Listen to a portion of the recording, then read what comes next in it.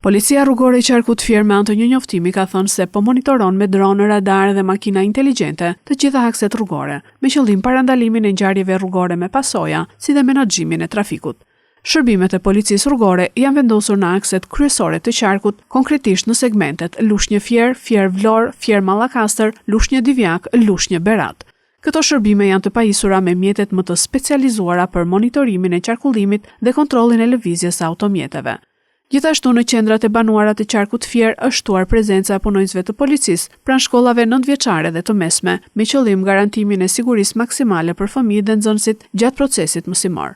Në fokus të kontrolleve janë drejtuesit e automjeteve që shkelin rregullat e qarkullimit rrugor, si parakalimet e gabuara, drejtimi i mjetit në gjendje të dehur, erësimi, veshja e xhamave të automjeteve. Të gjitha këto shkelje janë ndërshkaqet kryesore të aksidenteve rrugore. Kontrollet do të vijojnë në të gjitha akset rrugore të Qarkut.